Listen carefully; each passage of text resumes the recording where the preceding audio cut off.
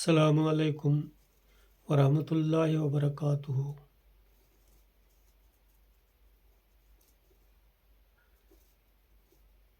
دعوت اللہ کے سلسلے میں آج کا ٹاپک ہے قرآن کتاب دعوت،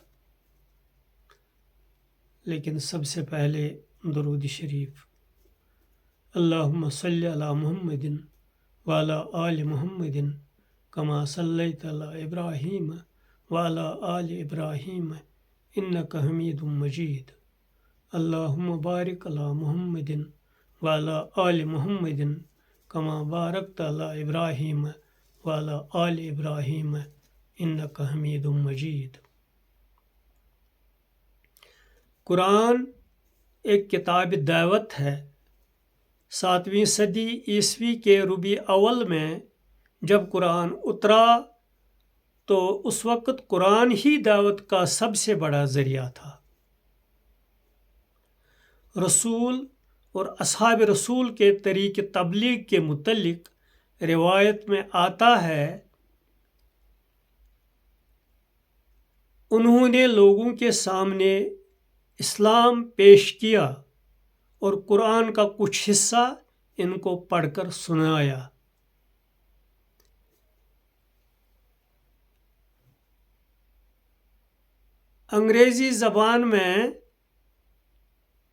انگریزی زبان موجودہ زمانے میں انٹرنیشنل زبان سمجھی جاتی ہے۔ انگریزی زبان میں قرآن کے تقریباً 50 ترجمے موجود ہیں، بلکہ اس سے بھی زیادہ، مگر قومی ذہن کی بنا پر یہ انگریزی ترجمے مدعو فرینڈلی زبان میں تیار نہ ہو سکے، یعنی جو مدعو کو ایڈریس کر دیتا اس زبان میں وہ تیار نہیں کیے جا سکے۔ اسی ضرورت کی تکمیل کے لیے لمبی کوشش کے بعد CPS انٹرنیشنل نئی دہلی یعنی centre for piece and spirituality international, جس کا ہیڈ کوارٹر نئی دہلی میں ہے، نے 2008 میں انگریزی زبان کا ایک نیا ترجمہ قرآن شائع کیا ہے۔ یہ ترجمہ مدعو فرینڈلی زبان میں تیار کیا گیا ہے، چنانچہ جن غیر مسلم حضرات تک یہ ترجمہ پہنچتا ہے وہ اس کو شوق سے لے لیتے ہیں اور دلچسپی کے ساتھ اس کو پڑھتے ہیں۔ یہ ہمارا ذاتی تجربہ ہے اور پریکٹیکل ہے۔ واشنگٹن، امریکہ کے ایک ادارہ پیو forum on religion and public life کے ایک حالیہ سروے میں بتایا گیا ہے کہ اس وقت دنیا کی آبادی میں مسلمانوں کی تعداد 1.5 بلین سے زیادہ ہے۔ اس کا مطلب یہ ہے کہ موجودہ انسانی آبادی میں ہر 4 میں سے ایک شخص مسلمان ہے۔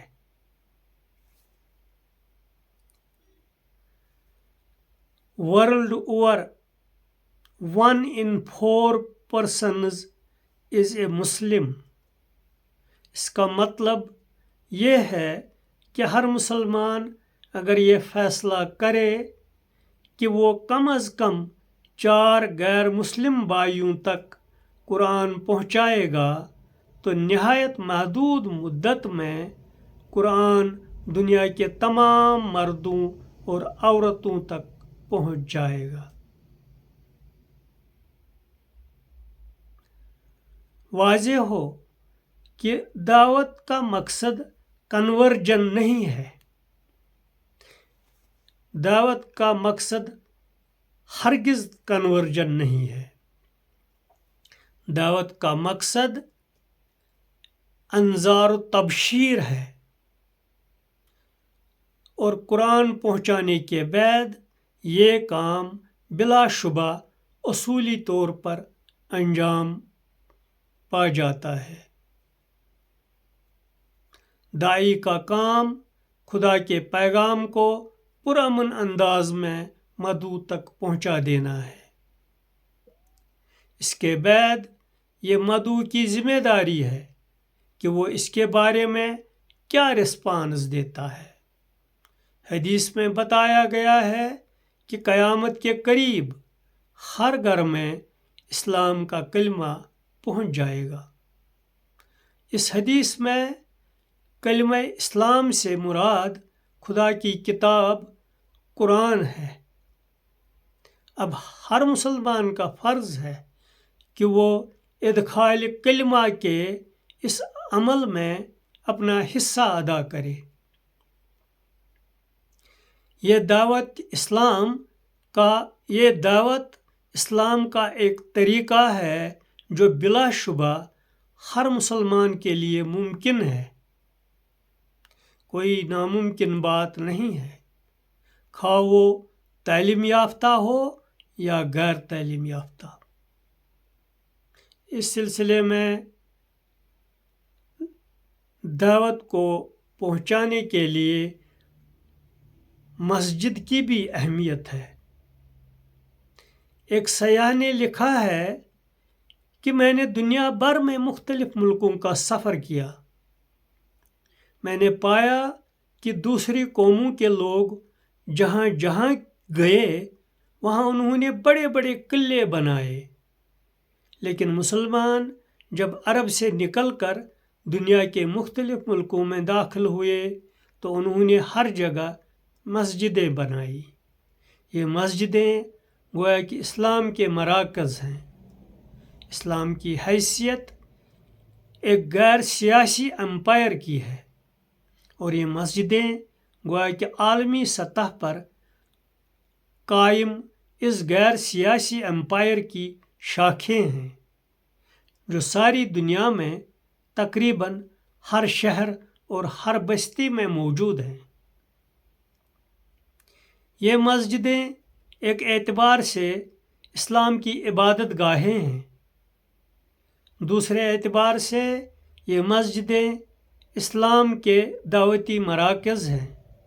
ان مسجدوں کے ذریعے جس طرح عالمی سطح پر نماز کا نظام قائم ہے، اسی طرح ان مسجدوں کے ذریعے اسلام کی عالمی دعوت کو منظم کیا جا سکتا ہے. خاص طور پر جمعہ اور عیدین کا دن اس مقصد کے لیے بہت زیادہ موزوں ہے. ان دنوں میں مسلمان بڑی تعداد میں ان مسجدوں میں اکٹھا ہوتے ہیں.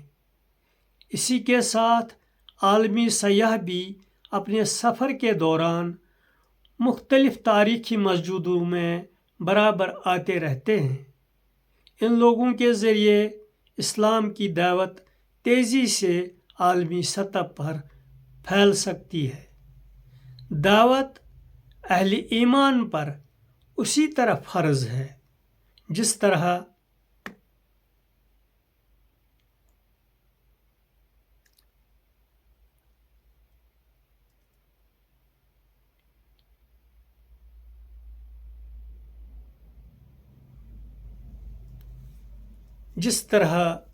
ان کے اوپر نماز فرض ہے.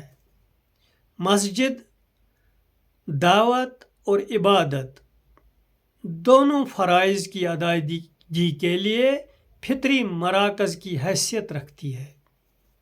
اس مقصد کے لیے CPS انٹرنیشنل نے بڑی تعداد میں پمفلٹ، بروشر خوبصورت انداز میں چھپوائے ہیں. ان میں اسلام کی تعلیمات کو سادہ اور عصری اسلوب میں بیان کیا گیا ہے.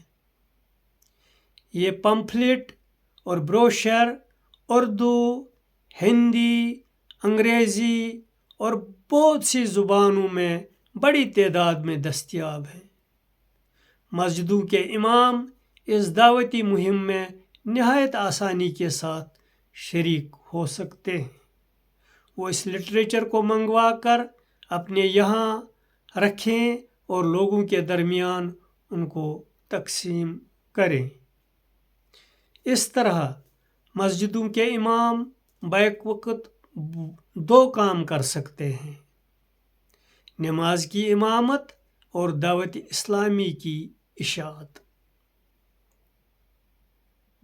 دعوت کے سلسلے میں دعا بھی بہت اہمیت رکھتا ہے۔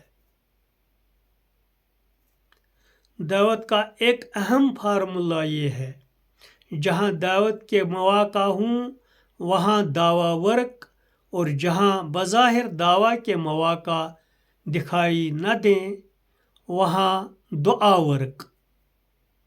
دعا کا تعلق جس طرح دوسری تمام چیزوں سے ہے اسی طرح اس کا تعلق دعوت سے بھی ہے۔ حقیقت یہ ہے کہ دعا دعوت کے لیے لازمی جز کی حیثیت رکھتی ہے۔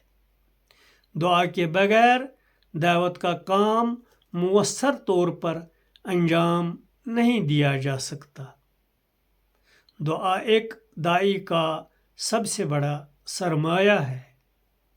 داعی اپنے مدعو کا بہت زیادہ خیر خواہ ہوتا ہے، یعنی ویل وشر۔ خیر خواہی کا یہ جذبہ اس کو مجبور کرتا ہے کہ وہ اپنے مدعو کے حق میں برابر دعا کرتا رہے۔ دعوت کو قبول کرنا ہمیشہ اللہ کی توفیق سے ہوتا ہے۔ اللہ کی توفیق ہی سے کسی انسان کا دل حق کو قبول کرنے کے لیے کھلتا ہے۔ اللہ کی توفیق ہی سے کسی کی کنڈیشننگ ٹوٹتی ہے۔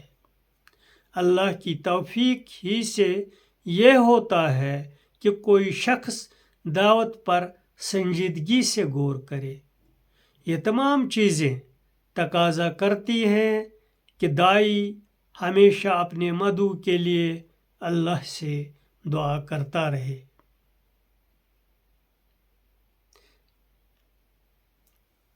اس سلسلے میں ایک اور اہم پہلو ہے جو دعوت کے سلسلے میں بہت اہمیت رکھتا ہے، وہ ہے نتیجہ خیز عمل۔ تجربے کے مطابق صرف وہی کوششیں درست ہیں جو نتیجہ خیز ہوں۔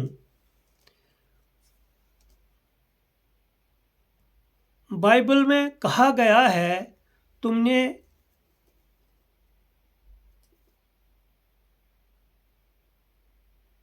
بہت پایا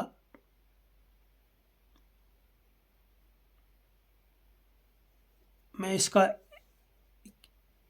انگلش ٹرانسلیشن پڑھتا ہوں: you have sown much and bring in little, یعنی تم نے بہت پایا، تم نے بہت بویا اور تھوڑا پایا۔ اس سے یہ حقیقت معلوم ہوتی ہے کہ لوگ عام طور پر بہت زیادہ کام کرتے ہیں لیکن وہ صرف اس کا تھوڑا نتیجہ حاصل کر پاتے ہیں۔ ایسا اس لیے ہوتا ہے کہ لوگ عام طور پر اپنے عمل کے نتیجے کو سامنے نہیں رکھتے۔ میں آپ تمام لوگوں سے کہوں گا کہ ہمیشہ اپنے عمل کے نتیجے کو سامنے رکھ کر کام کریں اور صرف وہی کام کریں جس کے بارے میں آپ کو معلوم ہو کہ وہ نتیجہ خیز کام ہے۔ وآخر الدعوانا ان الحمد للہ رب العالمین وباللہ توفیق۔